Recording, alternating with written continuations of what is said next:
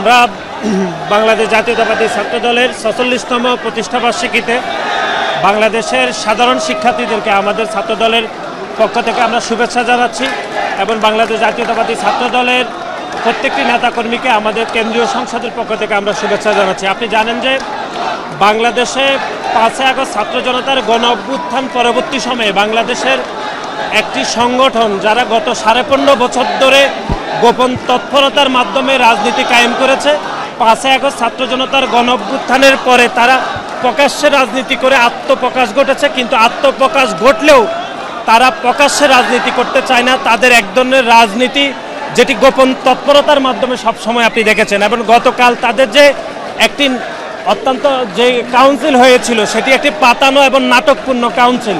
কারণ আপনারা দেখেছেন কারা নেতৃত্বে যাবে সেটি পূর্ব নির্ধারিত, এবং আমাদের একজন ছাত্রদলের কর্মী হাবিবুর রহমান, যিনি ঢাকা বিশ্ববিদ্যালয় আমাদের ছাত্রদলের নেতা, তিনি আগেই এটি পূর্ব অনুমান করেছেন সামাজিক যোগাযোগ মাধ্যমে যে কারা নেতৃত্বে আসবেন, ঠিক সেরকম নেতৃত্ব আসলে আসা হয়েছে। সুতরাং গত 15.5 বছর ধরে তো একটি প্যাসিবাদ ছিল, কিন্তু এখন তো আর কোনো প্যাসিবাদ নাই।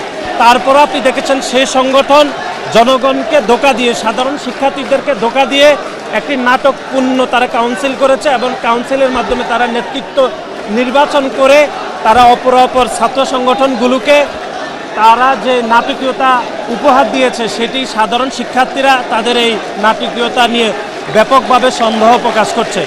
আমরা মনে করছি 21 শতক উপযোগী একটি মেধাভিত্তিক ছাত্র রাজনীতি বিনির্মাণে বাংলাদেশ জাতীয়তাবাদী ছাত্রদল গত 5 দশকেরও বেশি সময় ধরে প্রকাশ্যে প্যাসিবাদের বিরুদ্ধে আন্দোলন সংগ্রাম করেছি।